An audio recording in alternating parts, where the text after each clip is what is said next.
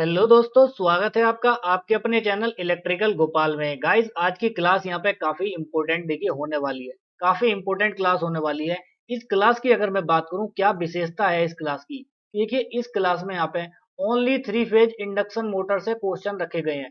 Only three phase induction motor से question रखे गए हैं। और ये क्वेश्चन इसलिए यहाँ पे रखे हैं ताकि आपका यहाँ पे थ्री फेज इंडक्शन मोटर का जो चैप्टर है ना, वो इस ऑब्जेक्टिव क्वेश्चन के साथ ही पूरा यहाँ पे फिनिश हो जाए। देखिए, 10 क्वेश्चन यहाँ इस स्लाइड में मैंने रखे हैं।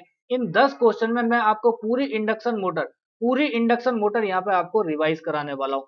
देखिए, क्लास को आपको अंत तक देखना है। अगर आपसे समझ लीजिए थ्री फेज इंडक्शन मोटर से एग्जाम में अगर कोई भी यहाँ पे क्वेश्चन आएगा ना, तो दोस्तों मैं गारंटी लेता हूँ आप उस क्वेश्चन को अच्छे तरीके से टैकल करोगे और बहुत बढ़िया तरीके से सॉल्व करोगे और आसानी से उसका आंसर करने वाले हो। ठीक है, तो ज्यादा टाइम वेस्ट ना करते हुए देखिए हम डायरेक्ट क्वेश्चंस पे डिस्कस करेंगे, क्योंकि आपका एग्जाम यहाँ पे नजदीक है।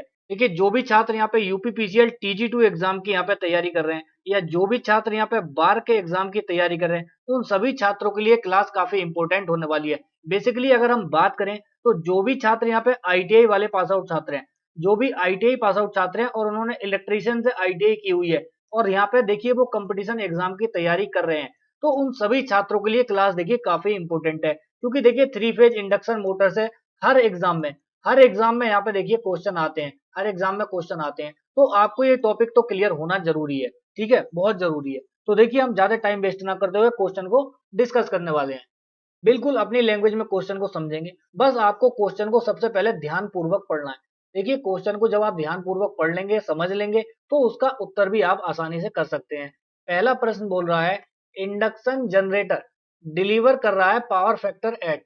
ठीक है, induction generator deliver at power factor. भैया देखिए, किस पावर फैक्टर पे इंडक्शन जनरेटर जो पावर जो होती है ना, पावर को डिलीवर करेगा।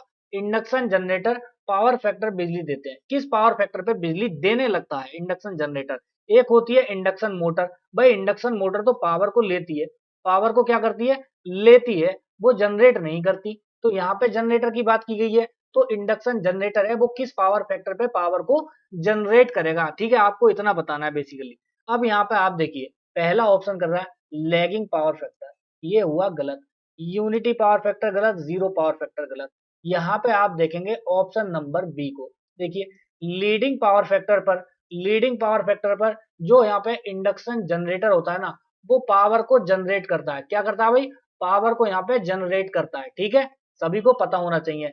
अब मैं आपको यहाँ पे देखिए एक इंपॉर्टेंट पॉइंट्स और बताता हूँ। जो इंडक्शन मोटर होती है ना, वो always always always works works on lagging power factor. ठीक है, इंडक्शन मोटर जो होती है वो हमेशा लैगिंग पावर फैक्टर पे वर्क करती है। किस पे करती है भाई? लैगिंग पावर फैक्टर पे वर्क करती है। और इंडक्शन मोटर जो होती है वो यहाँ पे लैगिंग पावर फैक्टर पे काम करती है। जब वो इंडक्शन जनरेटर बन जाएगी, तो लीडिंग पावर फैक्टर पे काम करेगी और पावर को जनरेट करने लगेगी। एब्जॉर्ब नहीं करेगी, जनरेट करेगी।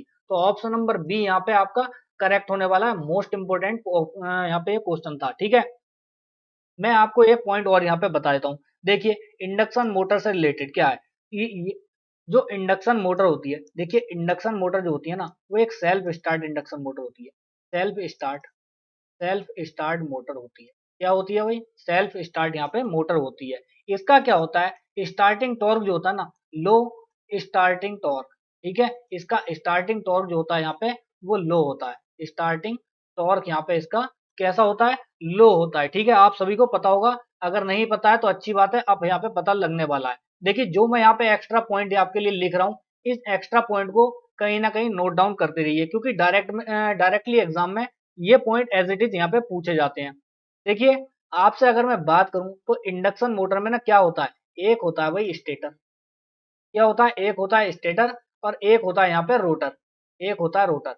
अब आपको इतना पता होना चाहिए कि स्टेटर में हम क्या करते हैं और रोटर में क्या करते हैं। देखिए, स्टेटर में हम यहाँ पे थ्री फेज वाइंडिंग लगाते हैं। क्या लगाते हैं भाई?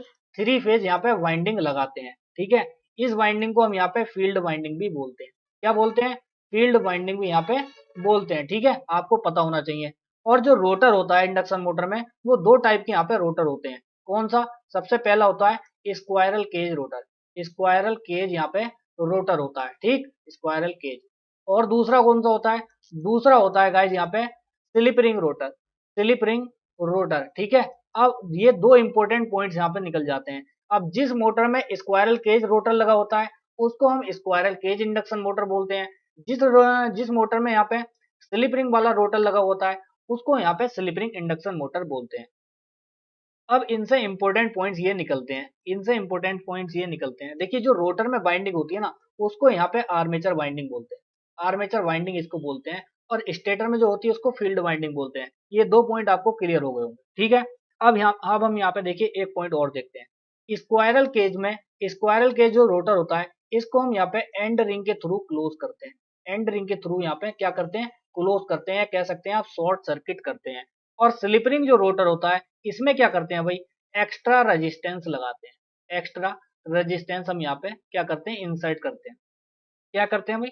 इंसर्ट करते हैं एक्स्ट्रा रेजिस्टेंस को, ठीक है। मोस्ट इंपोर्टेंट पॉइंट्स है ये, पॉइंट तो बहुत बार एग्जाम में एज इट इज पूछा गया है। स्लिप रिंग इंडक्शन मोटर में जो एक्स्ट्रा रेजिस्टेंस लगाते हैं वो क्यों लगाते हैं आपको ये भी पता होना चाहिए। ये लगाते हैं यहाँ पे क्यों? क्योंकि स्टार्टिंग टॉर्क यहाँ पे बढ़ाने के लिए। क्यों बढ़ा लगाते हैं भाई? स्टार्टिंग टॉर्क बढ़ाने के लिए, स्टार्टिंग टॉर्क को बढ़ाने के लिए एक्स्ट्रा रेजिस्टेंस लगाया जाता है, ठीक है। मोस्ट इंपोर्टेंट पॉइंट है, कहीं ना कहीं नोट डाउन कर लीजिए। तो चलिए चलते हैं अगले क्वेश्चन पे। इसका ऑप्शन नंबर बी यहाँ पे करेक्ट होगा। देखिए तो दोस्तों आपको देखिए मैं यहाँ पे बताने वाला हूँ। देखिए आज यहाँ पे 15 अगस्त है, 15 क्या है? अगस्त, 15 अगस्त आज क्या है? हमारे देश में स्वतंत्रता दिवस है। आज स्वतंत्रता दिवस है, स्वतंत्रता दिवस है, ठीक है, दिवस है। अब यहाँ पे क्या है? यहाँ पे क्या भाई? देखिए स्वतंत्रता दिवस के शुभ अवसर पे जो मैंने यहाँ पे इलेक्ट्रिशियन थ्योरी की 300 ऑब्जेक्टिव क्वेश्चन की पीडीएफ बनाई थी, और यहाँ पे दोस्तों 200 ऑब्जेक्टिव क्वेश्चन जीके जीएस के आपको फ्री मिल रहे थे इसके साथ में। तो इसका प्राइस पहले यहाँ पे देखिए 100 रुपए था। सिर्फ आज के लिए ये ऑफर है, 15 अगस्त के लिए। यहाँ पे आपको दोनों पीडीएफ सिर्फ मात्र 50 रुपए में मिलने वाली है। 50% यहाँ दोस्तों ऑफ रखा है, 50% ऑफ रखा है स्वतंत्रता दिवस के अवसर पर, ठीक है। तो जो भी छात्र यहाँ पे देखिए, जो भी छात्र देखिए इस पीडीएफ को लेना चाहते हैं, ये नंबर दिया गया है 9368612515। इस नंबर पे डायरेक्टली मुझे कांटेक्ट करिए, मुझसे संपर्क करिए, व्हाट्सएप पे मैसेज करिए। मैं आपको क्यूआर कोड प्रोवाइड कराऊंगा।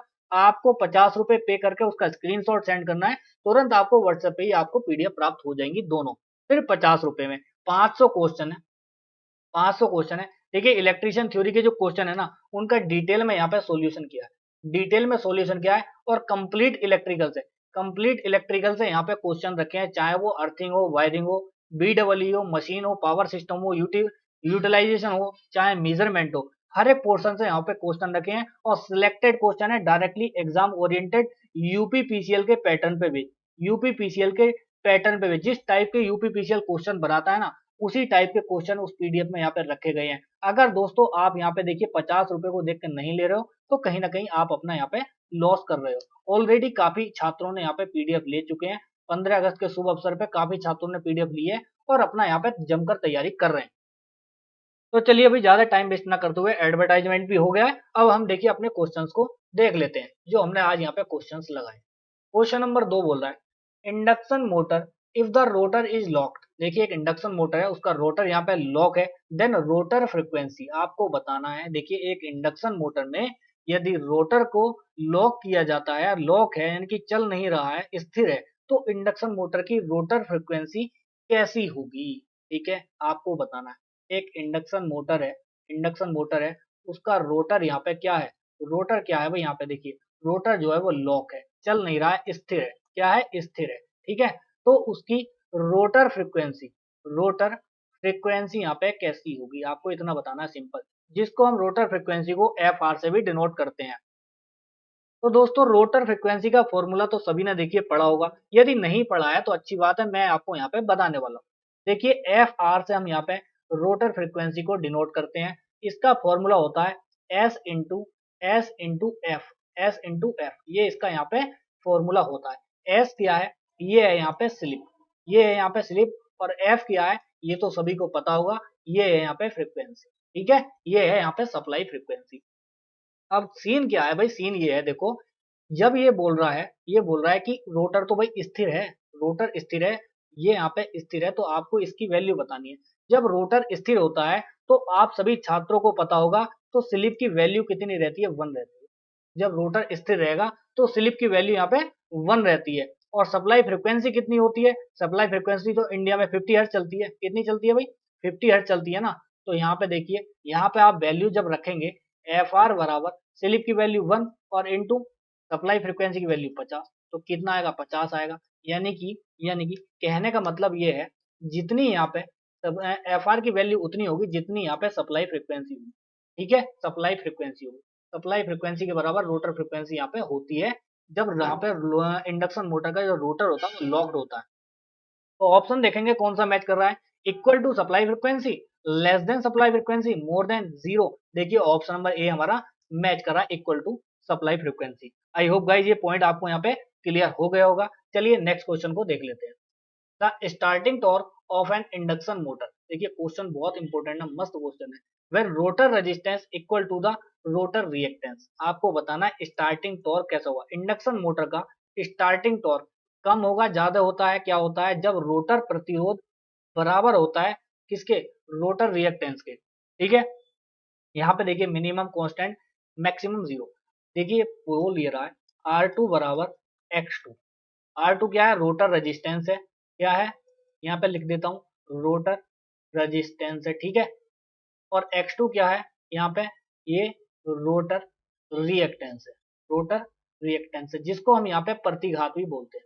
क्या बोलते हैं भाई, प्रतिघात भी बोलते हैं। और रेजिस्टेंस को तो आप सभी जानते होंगे, प्रतिरोध यहाँ पे इसको बोलते हैं। सभी छात्र यहाँ पे ध्यान देंगे, जब आर टू बराबर एक्स टू होगा ना तो स्टार्टिंग टॉर्क की वैल्यू यहाँ पे मैक्सिमम मिलेगी। मैक्सिमम टॉर्क ही आपको तभी मिलता है जब रोटर रेजिस्टेंस बराबर होता है रोटर रिएक्टेंस के, तभी आपको यहाँ पे मैक्सिमम टॉर्क की वैल्यू प्राप्त होती है। तो मोस्ट इंपोर्टेंट ये पॉइंट था दोस्तों, ऑप्शन नंबर यहाँ पे सी इसका करेक्ट हो जाएगा। ऑप्शन नंबर सी इसका करेक्ट हो जाएगा।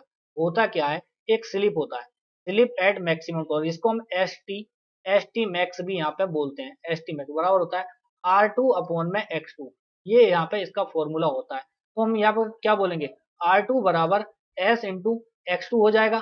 तो स्लिप की वैल्यू यहाँ पे जब 1 रखी जाएगी तो आर टू बराबर एक्स टू, यानी कि रोटर रेजिस्टेंस बराबर होगा रोटर रिएक्टेंस के। तो इस टाइम स्टार्टिंग टॉर्क की वैल्यू सबसे ज्यादा होती है, मैक्सिमम होती है।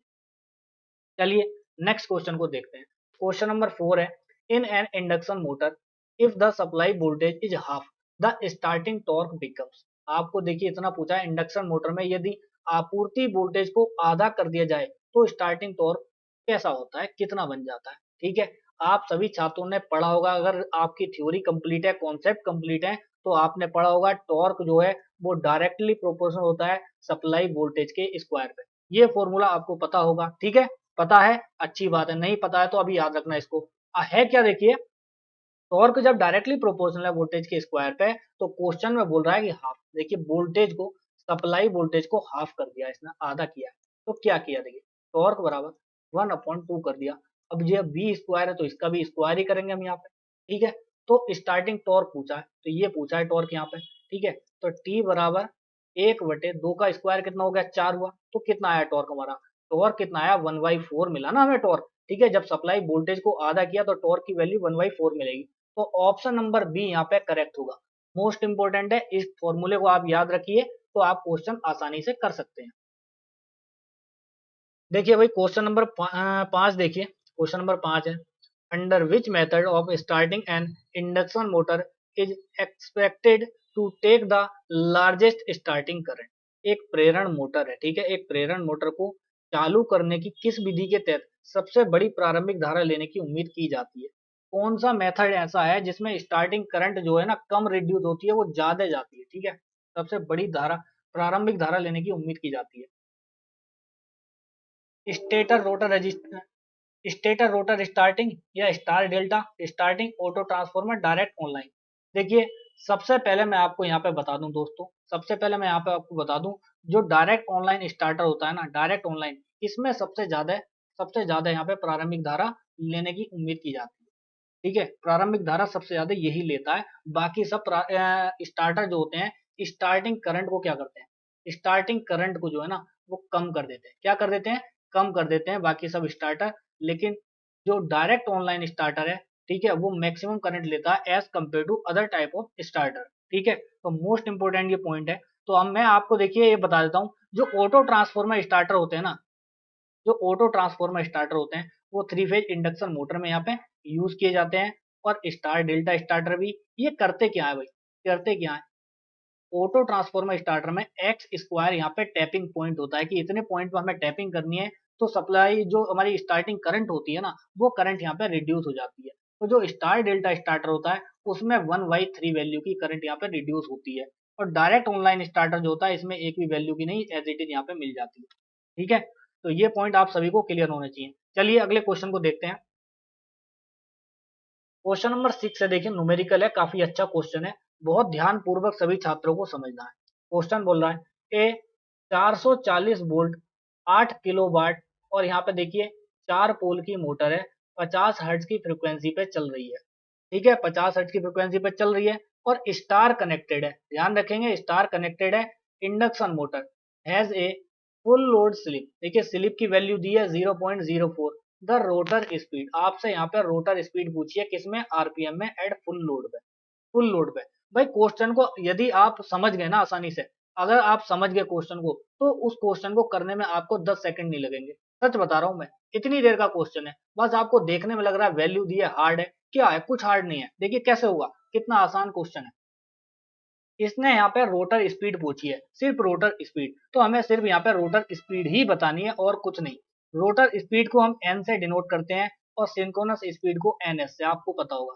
ठीक है, तो यहाँ पे देखिए, यहाँ पे देखिए क्या देखेंगे, यहाँ पे देखिए एन बराबर क्या होता है, एन बराबर फॉर्मूला होता है 1 - s इंटू एन एस। ठीक है, यही होता है ना फॉर्मूला, एन एस। अब एन एस की वैल्यू यहाँ पे निकाल दीजिए, पहले सबसे पहले एन एस की वैल्यू निकालेंगे, 120 इंटू एफ की वैल्यू यहाँ पे फ्रिक्वेंसी दी हमें 50 हर्ट्ज, तो रख देंगे 50 डिवाइडेड बाई पी। पी कितना नंबर, यानी कि पोल कितने, 4 पोल है, तो यहाँ पे निकालेंगे 4 तिया 12, तो एनएस की वैल्यू कितनी आई, 3 पंजे 15, 1500 आरपीएम।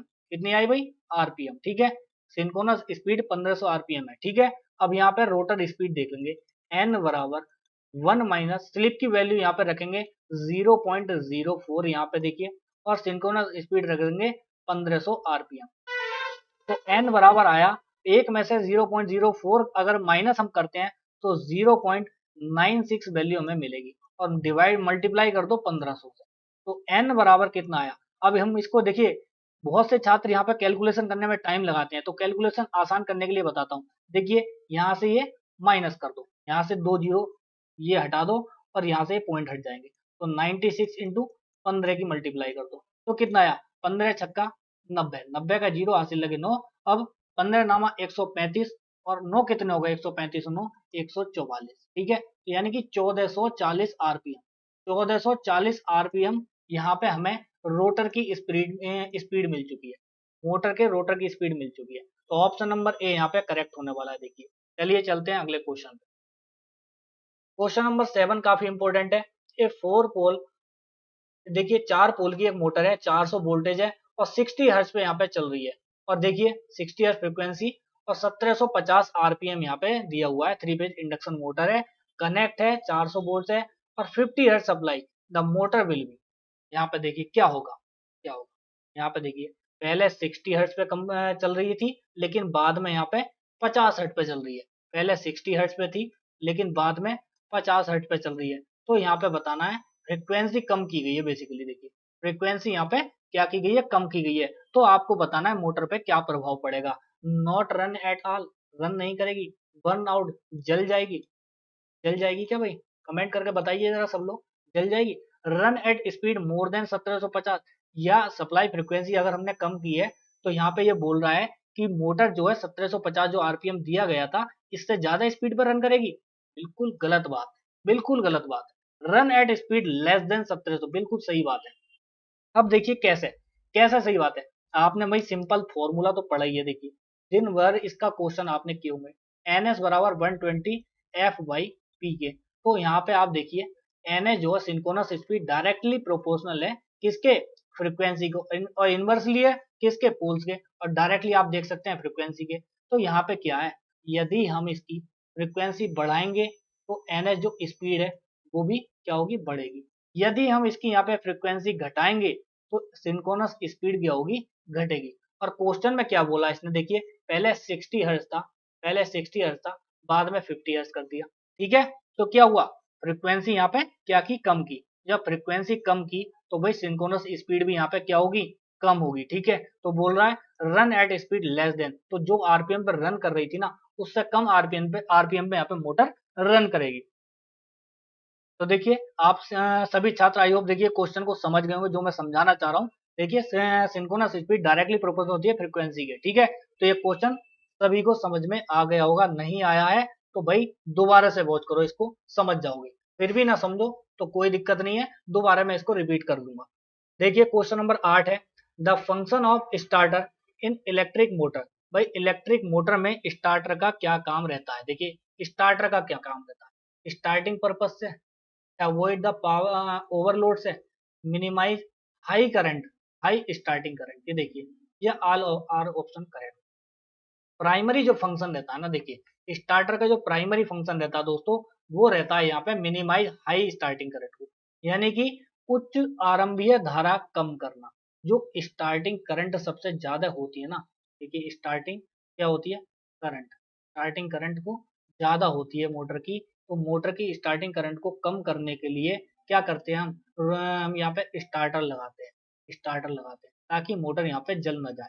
ठीक है, ये सभी पॉइंट आप समझ गए होंगे। भाई स्टार्टिंग करंट ज्यादा होने से कैसे जल जाएगी, क्योंकि उसका जो रेजिस्टेंस होता है ना, मोटर की वाइंडिंग का वो लो रेजिस्टेंस होता है। अब करंट जब हाई वैल्यू की जाएगी तो आई स्क्वायर आर यहाँ पे लॉस होंगे।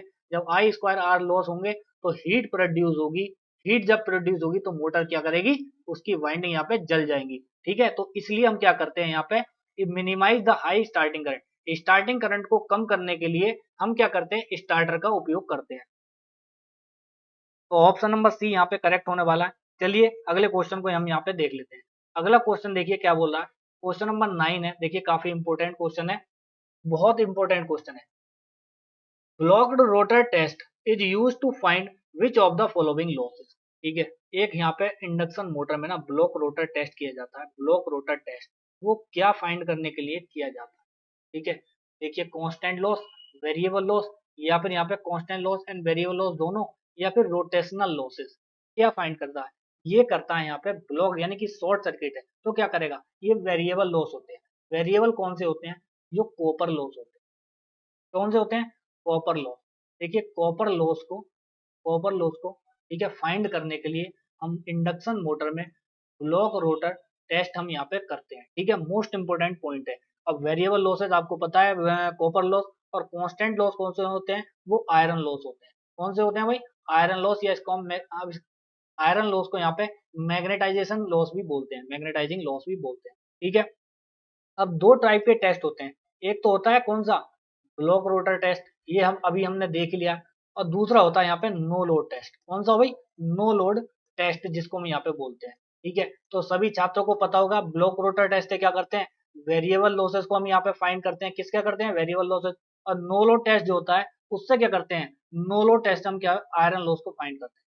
क्या करते हैं, आयरन लॉस को, आयरन लॉस प्लस यहाँ पे मैग्नेटाइजेशन लॉस, मैग्नेटाइजेशन लॉस को हम यहाँ पे फाइंड करते हैं। ठीक है, देखिए भाई ब्लॉक रोटर टेस्ट को और नो लोड टेस्ट को ना आप यहाँ पे ट्रांसफॉर्मर से भी रिलेट कर सकते हैं। वो कैसे करेंगे, जैसे ट्रांसफॉर्मर में शॉर्ट सर्किट टेस्ट किया जाता है, कौन सा, शॉर्ट सर्किट टेस्ट हम ट्रांसफॉर्मर में करते हैं कॉपर लॉस को फाइंड करने के लिए, उसी तरीके से इंडक्शन मोटर में ब्लॉक रोटर टेस्ट किया जाता है कॉपर लॉस को फाइंड करने के लिए। ठीक है, और जो यहाँ पे देखिए जो नो लोड टेस्ट होता है, इंडक्शन मोटर में नो लोड टेस्ट होता है, आयरन लॉस को फाइंड करते हैं। और हम यहाँ पे उसी तरीके से, सेम उसी तरीके से ट्रांसफॉर्मर में क्या करते हैं, ओपन सर्किट टेस्ट करते हैं।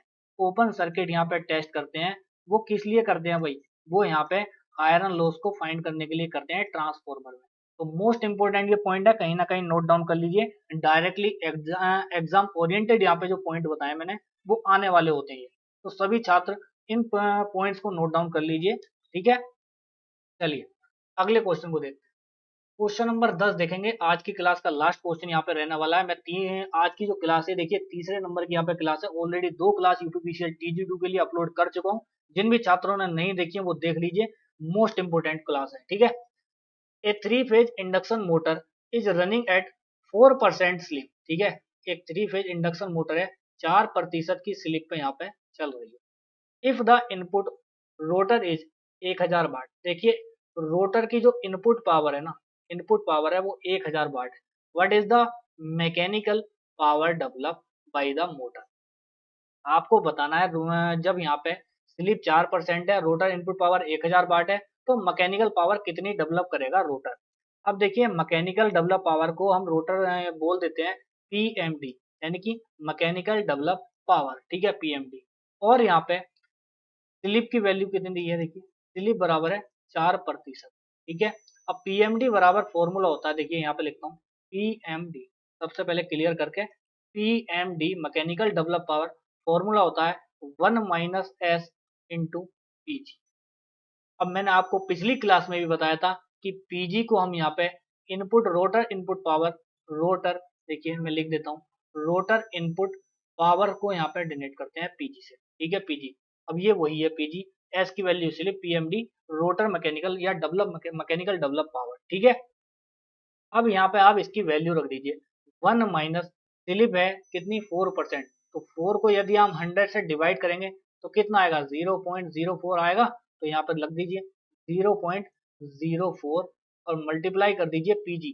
पीजी कितना है यहाँ पे देखिए 1000 वाट, कितना है भाई 1000 वाट है, ठीक है। तो आपको पीएमडी कितना मिलेगा, पीएमडी कितना मिलेगा, एक में से इतना घटाएंगे तो 0.96 इंटू 1000 जब आप करेंगे तो कितना मिलेगा भाई 960 आपको यहाँ पे मिलने वाला है, ठीक है। पीएमडी बराबर कितना आया, पीएमडी बराबर 960 वाट आपका आया। तो ऑप्शन नंबर देखिए ए यहाँ पे करेक्ट हो गया, ऑप्शन नंबर ए यहाँ पे करेक्ट हुआ, ठीक है दोस्तों। तो देखिए आज की क्लास में ये मोस्ट इंपोर्टेंट मैंने क्वेश्चन आप सभी छात्रों के लिए यहाँ पे रखे हैं। अगर दोस्तों देखिए क्लास आपको अच्छी लग रही है, अगर क्लासें अच्छी लग रही हैं, क्वेश्चन जिस टाइप के मैं करा रहा हूँ वो ठीक लग रहे हैं आपको, यूपी पीसीएल के पैटर्न पे बेस्ड यहाँ पे क्वेश्चन करा रहा हूँ, अगर ये आपको ठीक लग रहे हैं तो दोस्तों जरूर कमेंट करके एक बार मुझे बताना, एक बार बताना। अगर कुछ चेंजेस करने हैं तो भी आप मुझे सजेशन दे सकते हैं, ऐसी कोई दिक्कत वाली बात नहीं है, मैं सभी की सुनूंगा, मैं सभी की सुनूंगा और आपके अकॉर्डिंग यहाँ पे कुछ चेंजेस करने हैं तो वो चेंजेस भी यहाँ पे हो जाएंगे, कोई दिक्कत वाली बात नहीं है। तो दोस्तों ज्यादा से ज्यादा छात्र कमेंट कर सकते हैं, अगर आपको क्लास अच्छी लगी है तो भी आप कमेंट करिए, अगर नहीं लगी है फिर भी आप कमेंट करिए, लेकिन कमेंट करके आपको जरूर एक बार मुझे बताना है। तो आई होप गाइस क्लास आपको अच्छी लगी होगी, मिलते हैं आपसे नेक्स्ट क्लास में, तब तक के लिए जय हिंद साथियों।